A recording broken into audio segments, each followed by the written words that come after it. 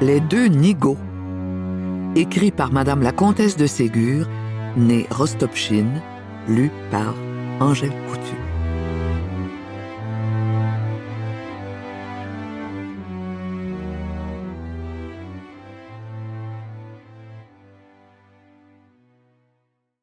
À mon petit-fils, Armand Fresneau.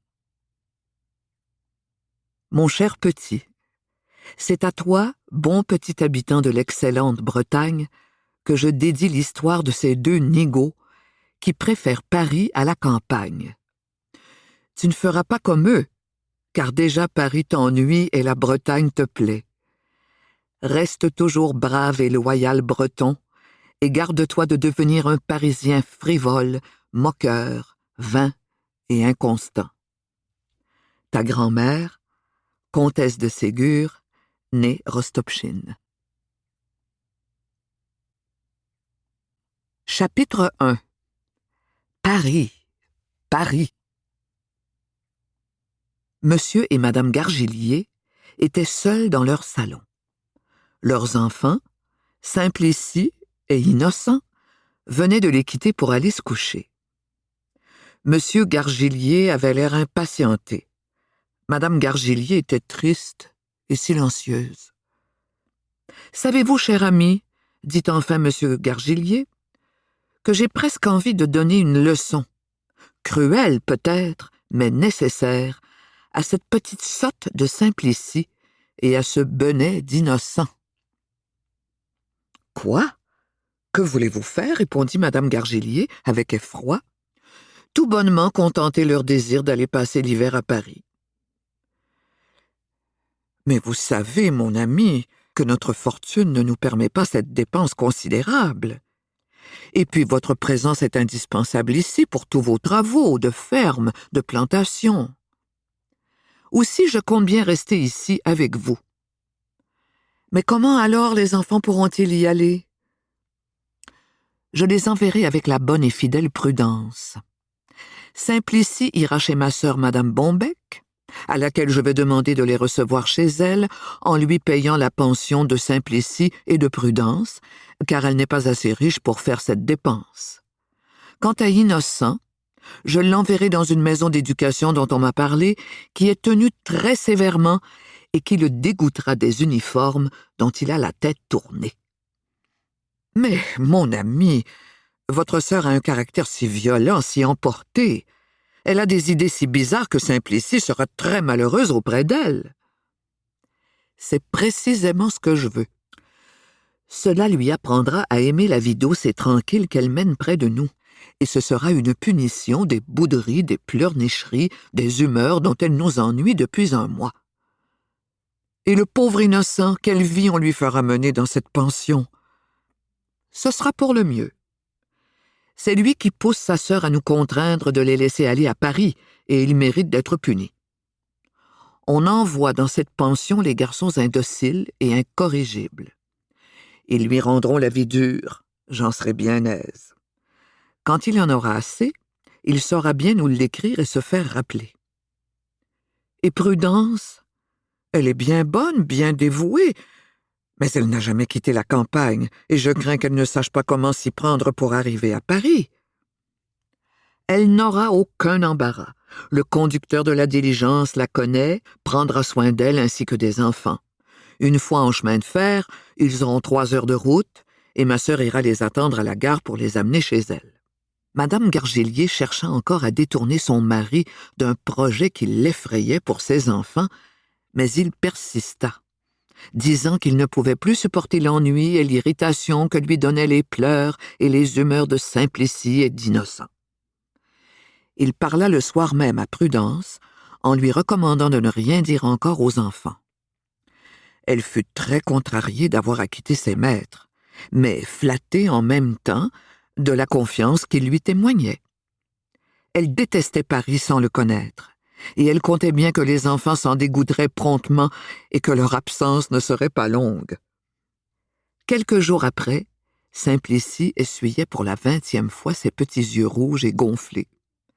Sa mère, qui la regardait de temps en temps d'un air mécontent, leva les épaules et lui dit avec froideur « Voyons, Simplici, Finis tes pleurnicheries.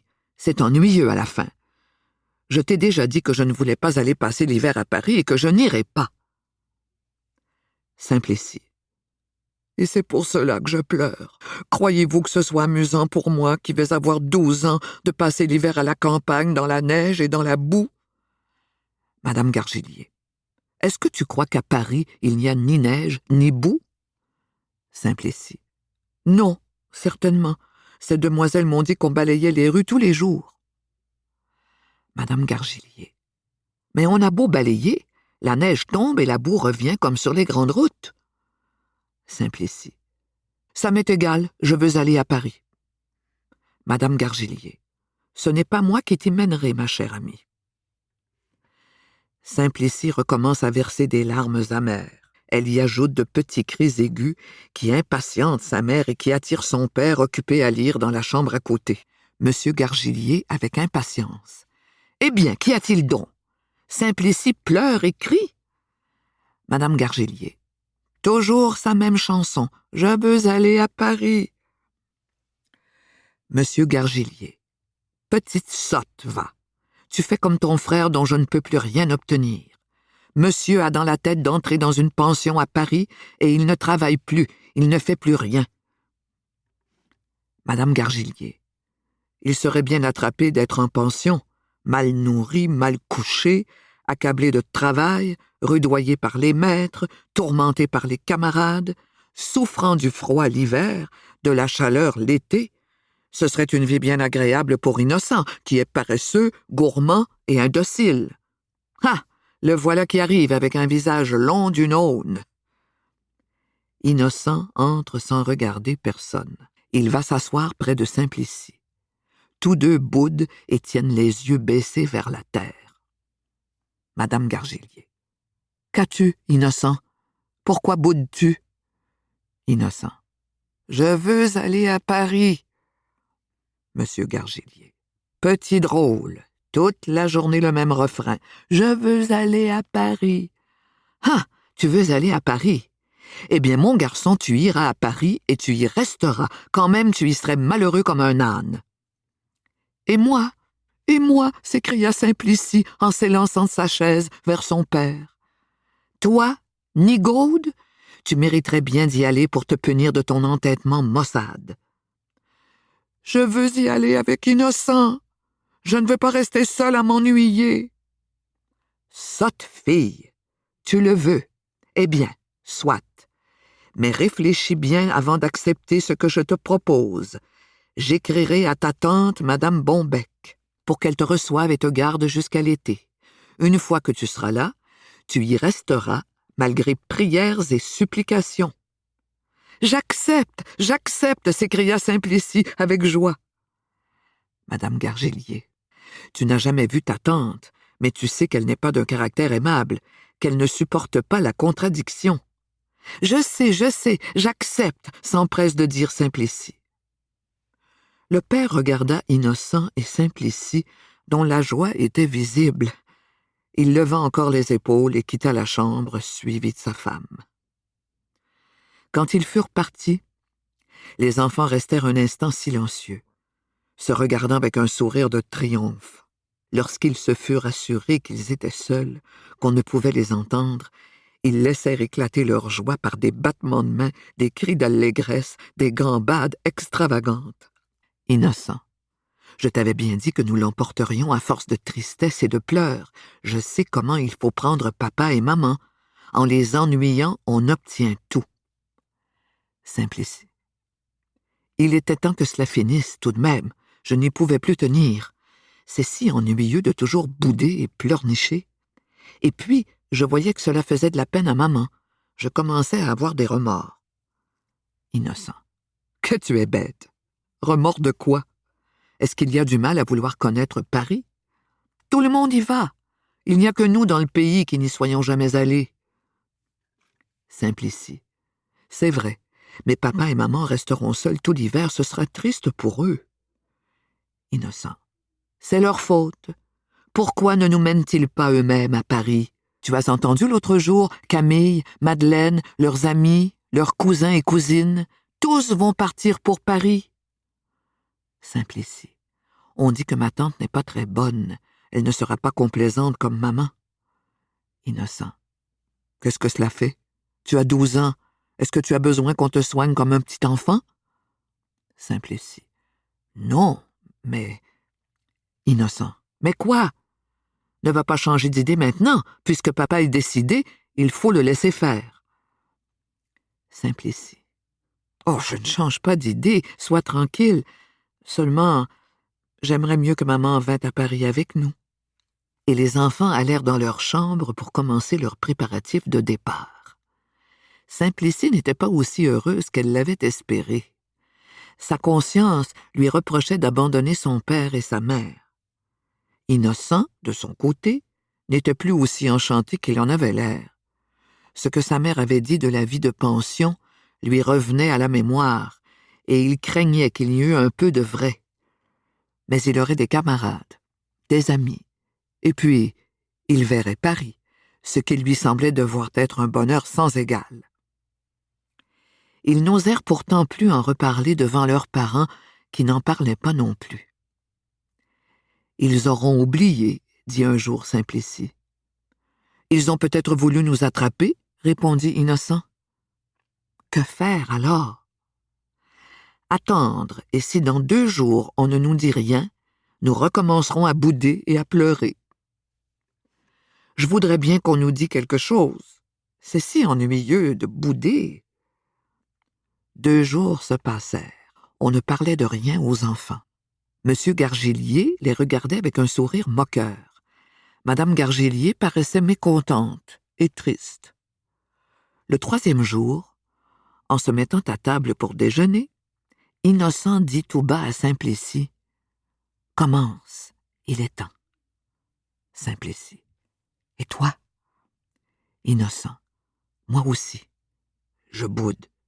Ne mange pas. » Le père et la mère prennent des œufs frais. Les enfants ne mangent rien. Ils ont les yeux fixés sur leur assiette, la lèvre avancée, les narines gonflées. Le père: « Mangez donc, enfants. Vous laissez refroidir les œufs. » Pas de réponse. Le père: « Vous n'entendez rien? Je vous dis de manger. » Innocent: « Je n'ai pas faim. » Simplicie: « Je n'ai pas faim. » Le père: « Vous allez vous faire mal à l'estomac, grand nigaud. » Innocent: « J'ai trop de chagrin pour manger. » Simplicie: « Je ne mangerai que lorsque je serai sûr d'aller à Paris. » Le père: « Alors tu peux manger tout ce qu'il y a sur la table, car vous vous mettrez en route après-demain. J'ai écrit à ta tante qui consent à vous recevoir. Vous partirez avec Prudence, votre bonne, et vous y resterez tout l'hiver, le printemps et une partie de l'été. Votre tante vous renverra à l'époque des vacances de l'année prochaine. » Simplicie et Innocent s'attendaient si peu à cette nouvelle qu'ils restèrent muets de surprise, la bouche ouverte, les yeux fixes, ne sachant comment passer de la bouderie à la joie. « Vous viendrez nous voir à Paris? » demanda enfin Simplicie. Le père: « Pas une fois. Pourquoi faire? Nous déplacer? Dépenser de l'argent pour des enfants qui ne demandent qu'à nous quitter? Nous nous passerons de vous comme vous vous passerez de nous, mes chers amis. » Simplicie: « Mais vous nous écrirez souvent. » Le père: « Nous vous répondrons quand vous écrirez et quand cela sera nécessaire. » Simplicie se contenta de cette assurance et commença à réparer le temps perdu en mangeant tout ce qu'il y avait sur la table. Innocent aurait bien voulu questionner ses parents sur sa pension, sur son uniforme de pensionnaire, mais l'air triste de sa mère et la mine sévère de son père lui firent garder le silence. Il fit comme sa sœur, il mangea. Quand on sortit de table, les parents se retirèrent, laissant les enfants seuls. Au lieu de se laisser aller à une joie folle comme à la première annonce de leur voyage, ils restaient silencieux, presque tristes. « Tu n'as pas l'air d'être contente, » dit Innocent à sa sœur. « Je suis enchanté, » répondit Simplicie, d'une voix lugubre. « Mais quoi? » Mais tu as toi-même l'air si sérieux que je ne sais plus si je dois être contente ou fâchée. Je suis très gai, je t'assure, reprit tristement Innocent. C'est un grand bonheur pour nous. Nous allons bien nous amuser. Simplicie. Tu dis cela drôlement, comme si tu étais inquiet ou triste. Innocent. Puisque je te dis que je suis gai. C'est ta sotte figure qui m'ennuie. Simplicie. Si tu voyais la tienne, tu bâillerais rien qu'à te regarder? Innocent. Laisse-moi tranquille. Ma figure est 100 fois mieux que la tienne. Simplicie. Elle est jolie, ta figure. Tes petits yeux verts, un nez coupant comme un couteau, pointu comme une aiguille, une bouche sans lèvres, un menton finissant en pointe, des joues creuses, des cheveux crépus, des oreilles d'âne, un long cou, des épaules. Innocent. Ta ta ta ta. C'est par jalousie que tu parles, toi, avec tes petits yeux noirs, ton nez gras en trompette, ta bouche à lèvres épaisses, tes cheveux épais et huileux, tes oreilles aplaties, tes épaules sans cou et ta grosse taille. Tu auras du succès à Paris, je te le promets, mais pas comme tu l'entends. Simplicie allait riposter quand la porte s'ouvrit et M. Gargillier entra avec un tailleur qui apportait à Innocent des habits neufs et un uniforme de pensionnaire. Il fallait les essayer. Ils allaient parfaitement. Pour la campagne. Dans la prévision qu'ils grandiraient et grossiraient, M. Gargillier avait commandé la tunique très longue, très large. Les manches couvraient le bout des doigts, les pans de la tunique couvraient les chevilles. On passait le poing entre le gilet et la tunique boutonnée. Le pantalon battait les talons et flottait comme une jupe autour de chaque jambe. Innocent se trouvait superbe. Simplicie était ravi. M. Gargillier était satisfait, le tailleur était fier d'avoir si bien réussi. Tous les habits étaient confectionnés avec la même prévoyance et permettaient à Innocent de grandir d'un demi-mètre et d'engraisser de 100 livres. Simplicie fut appelée à son tour pour essayer les robes que sa bonne lui avait faites avec d'anciennes robes de grande toilette de Madame Gargillier. L'une était en soie brochée, grenat et orange. L'autre en popeline à carreaux verts, bleus, rosés, violets et jaunes. Les couleurs de l'arc-en-ciel y étaient fidèlement rappelées. Deux autres, moins belles, devaient servir pour les matinées habillées. L'une en satin marron et l'autre en velours de coton bleu. Le tout était un peu passé, un peu éraillé, mais elle avait produit un grand effet dans leur temps et Simplicie, accoutumée à les regarder avec admiration, se trouva heureuse et fière du sacrifice que lui en faisait sa mère. Dans sa joie, elle oublia de la remercier et courut se montrer à son frère qui ne pouvait se décider à quitter son uniforme.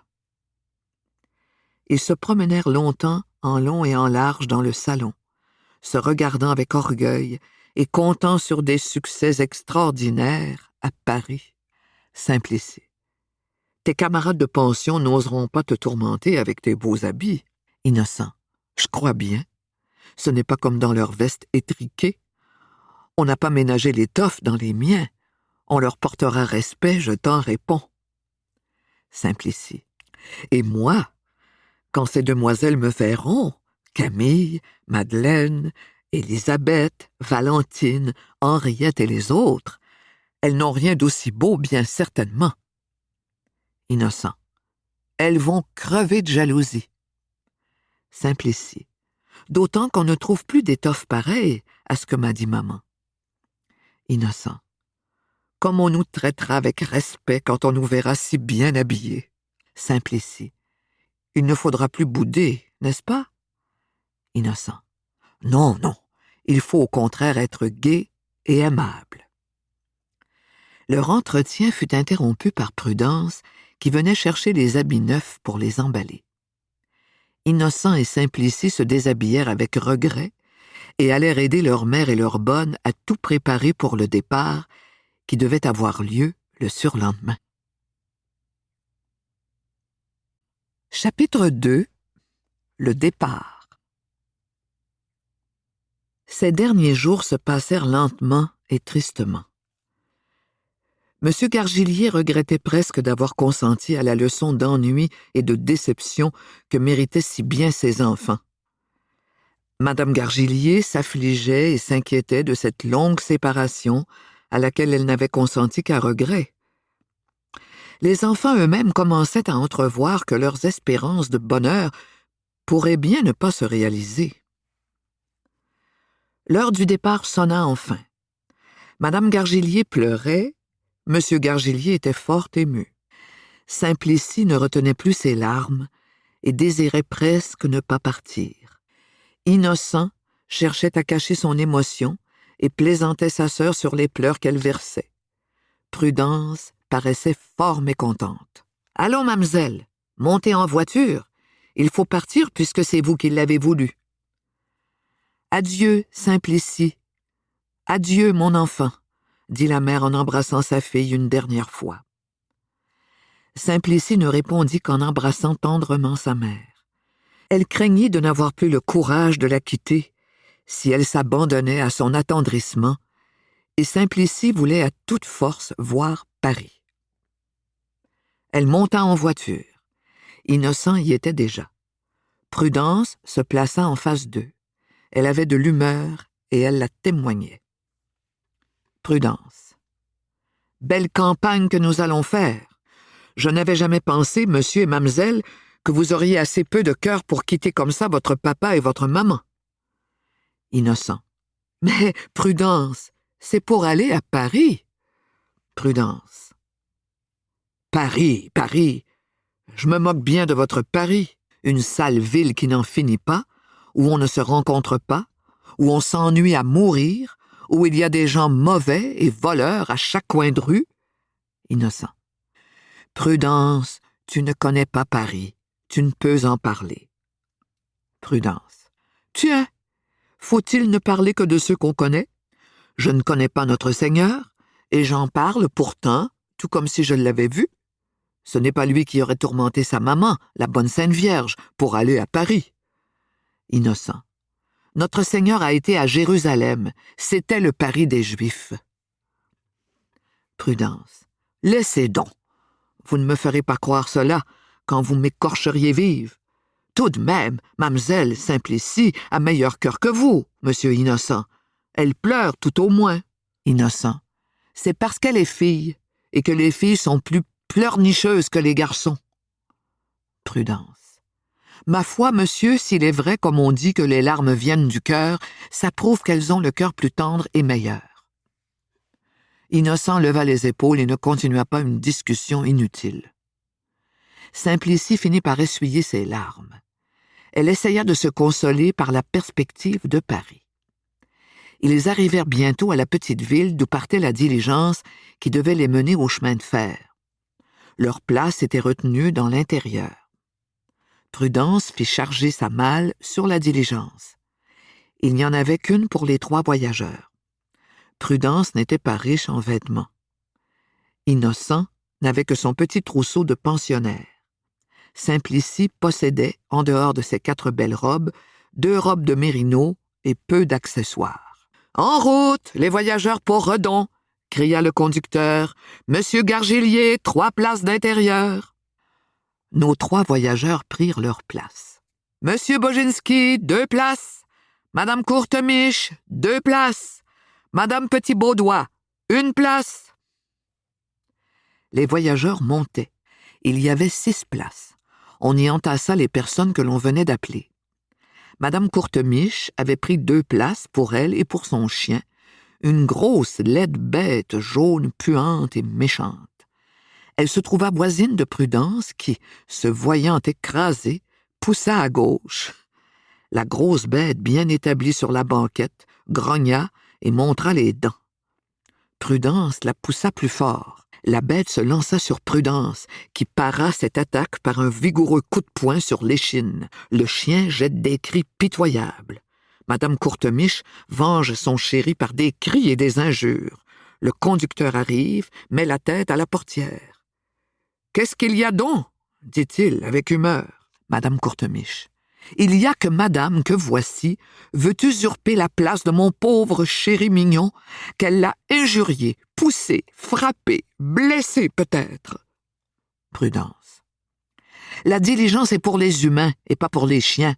Est-ce que je dois accepter la société d'une méchante bête puante parce qu'il vous plaît de la traiter comme une créature humaine? Le conducteur.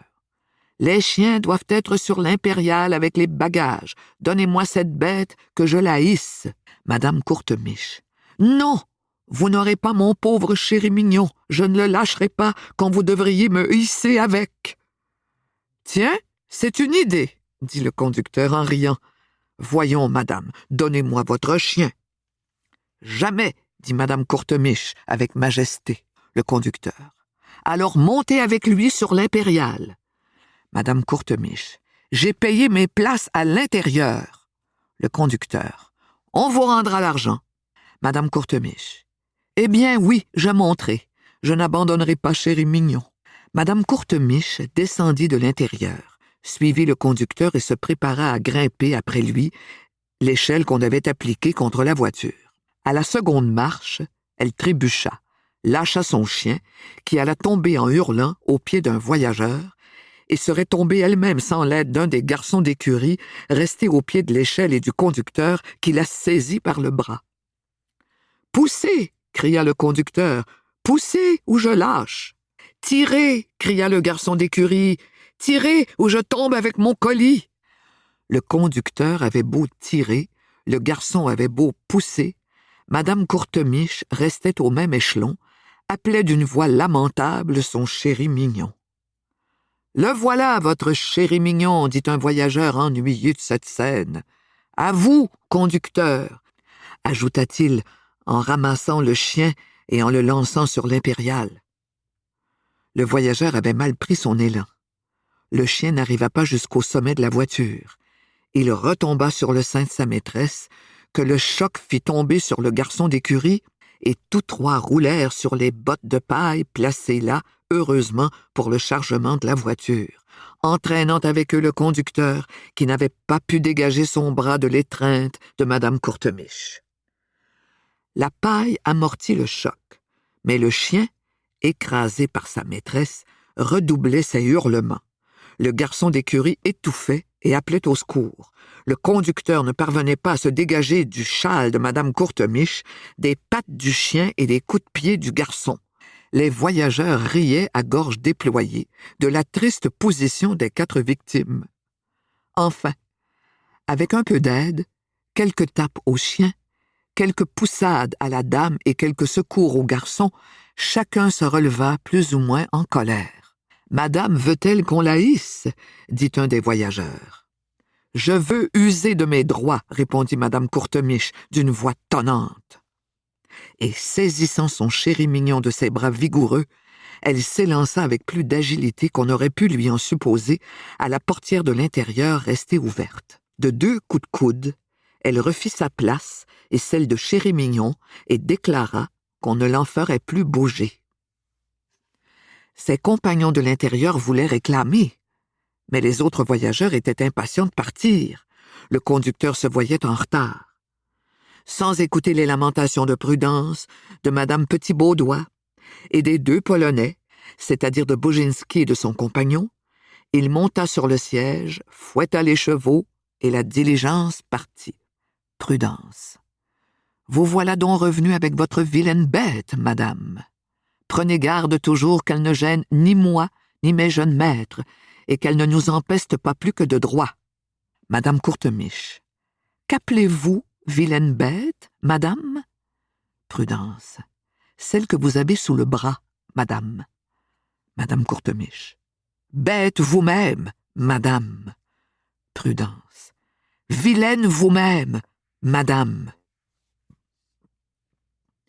Mesdames de grâce, dit Madame Petit-Baudois, de la douceur, de la charité. Oui, mesdames, reprit un des Polonais avec un accent très prononcé, donnez-nous la paix. Prudence. Je ne demande pas mieux, moi, pourvu que le chien ne se mette pas de la partie comme tout à l'heure. Second Polonais. Moi, vous promets que si chien ouvre sa gueule, moi, faire taire. Prudence. Avec quoi? Second Polonais. Avec le poignard qui a tué Russe à Ostrolenka. Premier Polonais. Et avec le bras qui a tué Russe à Warszawa. Madame Courtemiche. Ciel! Mon pauvre chéri mignon, malheureux Polonais, la France qui vous reçoit, la France qui vous nourrit, la France qui vous protège, et vous oserez percer le cœur d'un enfant de France. Premier Polonais. Chien, pas enfant de France. Moi, tu es chien, pas tu es français. Prudence, riant. Oh, je n'en demande pas tant. Que ce chien reste seulement tranquille et ne nous ennuie pas.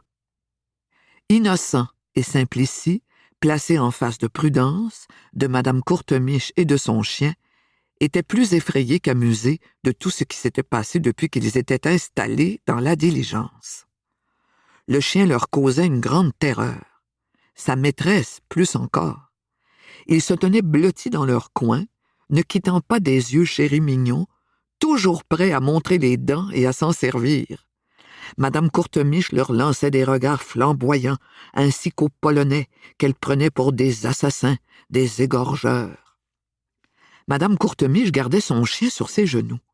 Prudence, se voyant plus à l'aise, se calma entièrement.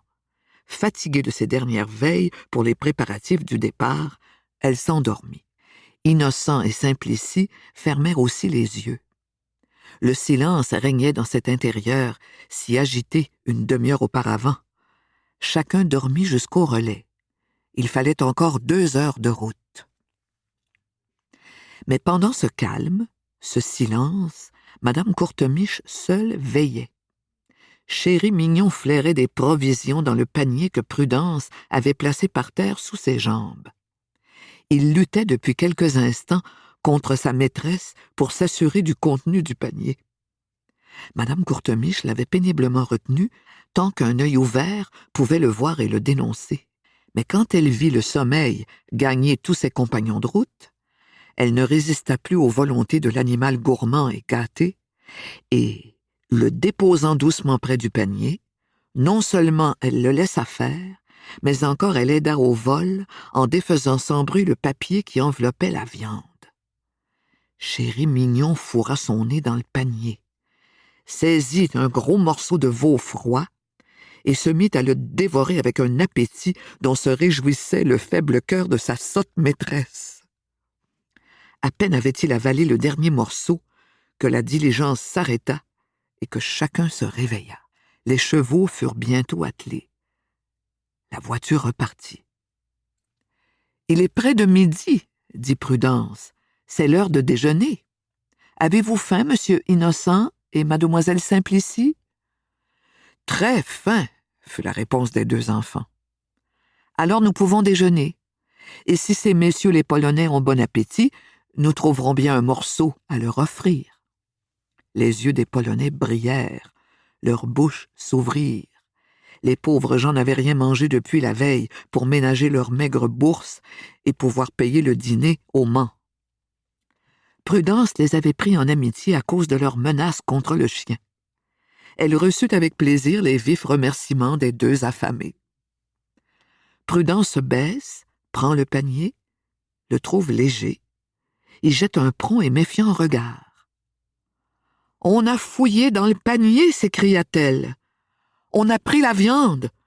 Un morceau de veau blanc comme du poulet, pas un nerf et pesant 5 livres. » Prudence lève son visage étincelant de colère. Elle parcourt de l'œil tous ses compagnons de route.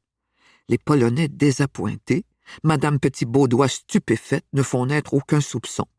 L'air mielleux et placide de Madame Courtemiche éveille sa méfiance. Chéri mignon a le museau gras. Il y passe sans cesse la langue.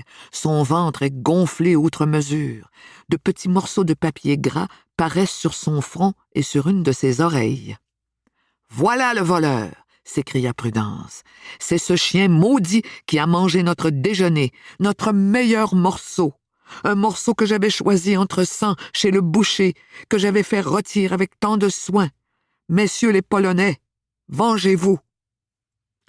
À peine Prudence avait-elle proféré ces derniers mots, À peine Madame Courtemiche avait-elle eu le temps de frémir devant la vengeance qu'elle prévoyait, que les deux Polonais, obéissant à un même sentiment, s'étaient élancés sur le chien et l'avaient précipité sur la grande route par la glace restée ouverte.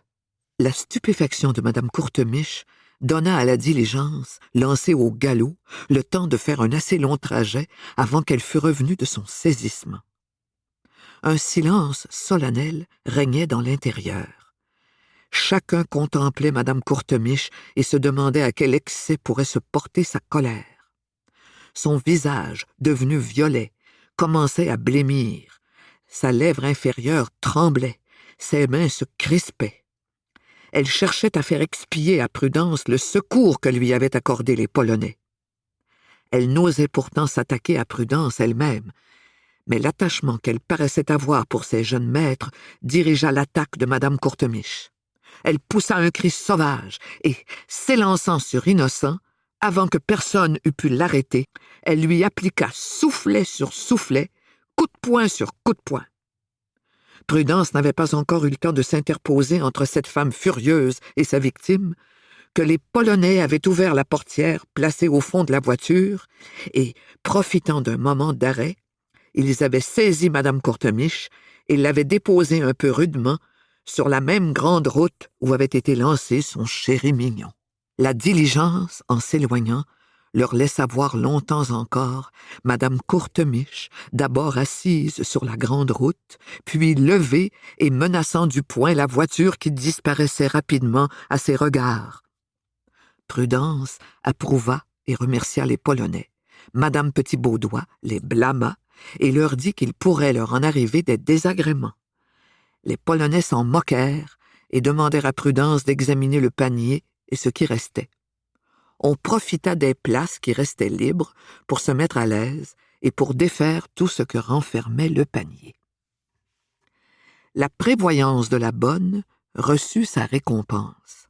On trouva encore un gros morceau de jambon, des œufs durs, des pommes de terre, des galettes et force poires et pommes. Le vin et le cidre n'avaient pas été oubliés. Dans la joie de sa vengeance satisfaite, Prudence invita aussi Madame Petit-Baudoin à partager leur repas. Mais elle avait déjeuné avant de partir et ne voulait rien devoir à Prudence, dont le langage et les allures ne lui convenaient guère. Les 5 autres convives s'acquittèrent si bien de leurs fonctions que le panier demeura entièrement vide. Les Polonais en avaient consommé les 3/4. Quand Simplicie demanda encore une poire et de la galette, tout était mangé. Prudence se repentit de n'avoir pas mieux surveillé et ménagé les provisions. Elle jeta un regard de travers aux Polonais. Ceux-ci étaient rassasiés et contents.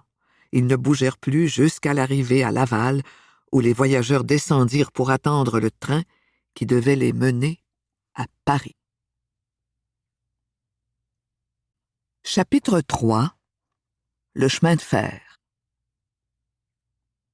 J'espère que nous serons plus agréablement en chemin de fer que dans cette vilaine diligence, dit Simplicie. C'étaient les premières paroles qu'elle prononçait depuis leur départ. Madame Courtemiche et son chien l'avaient terrifiée, ainsi qu'Innocent. « Faites enregistrer votre bagage !» cria un employé. « Où faut-il aller ?» dit Prudence. « Par ici, madame, dans la salle des bagages. » « Prenez vos billets, dit un second employé. On n'enregistre pas les bagages sans billets. » Prudence ne savait auquel entendre, où aller, à qui s'adresser. Simplicie, à sa droite, Innocent, à sa gauche, gênait ses mouvements. Elle demandait sa malle aux voyageurs qui l'envoyaient promener, les uns en riant, les autres en jurant. Enfin, les Polonais lui vinrent obligeamment en aide. Nous espérons que vous avez apprécié cet aperçu. Pour continuer à écouter ce livre audio sur Google Play Livres, utilisez le lien dans la description de la vidéo.